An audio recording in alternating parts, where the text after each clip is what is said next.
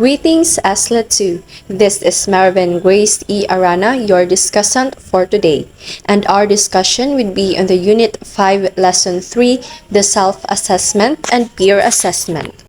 Let us tackle first, what is the self-assessment? First is that student self-assessment involves students describing and evaluating the processes and products of their learning. Second is the students evaluate the work they have produced and reflect on processes, actions, and activities that contributed to the production of the work. Thirdly, the student self-assessment can support students to regulate their own learning by requiring them to monitor how they are working and encouraging them to modify their approach if something is not working as well as it could.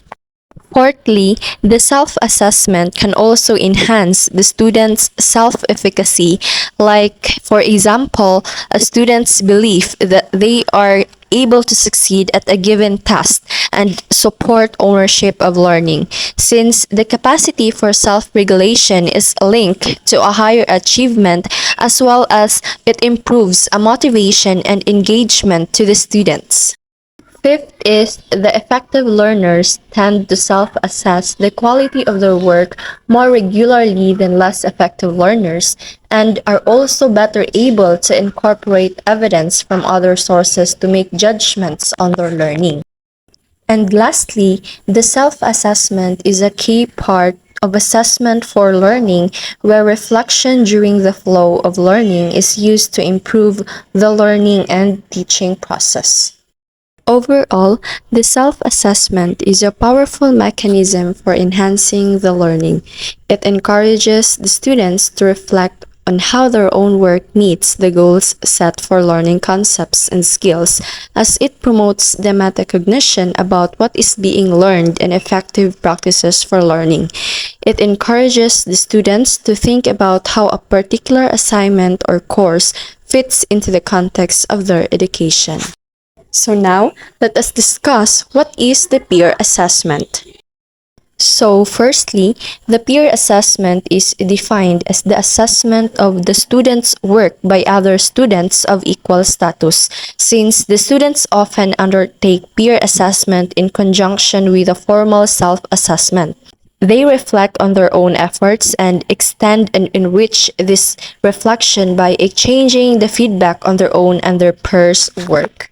Secondly, peer assessment is a powerful metacognitive tool as it engages the students in the learning process and develops their capacity to reflect on and critically evaluate their own learning and skill development. It supports the development of critical thinking, also the interpersonal and other skills, as well as enhancing the understanding within the field of knowledge of a discipline. And lastly, the peer and group assessment are also often undertaken together.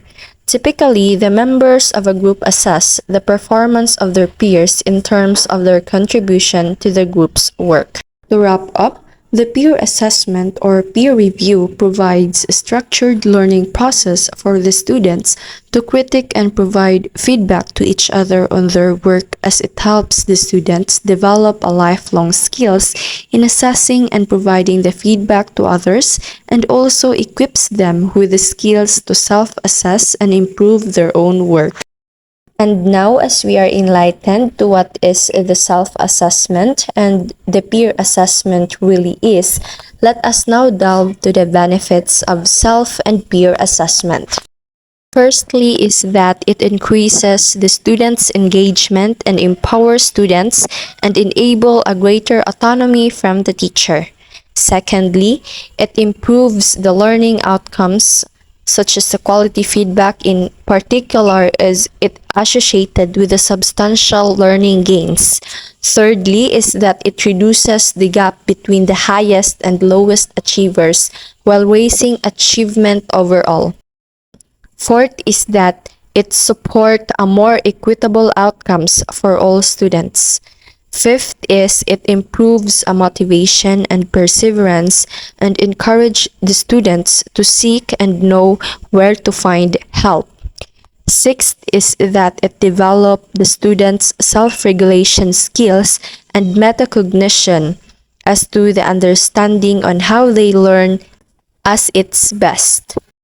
Seventh is that it gives the students a strong sense of self-efficacy for developing their own effective study habits.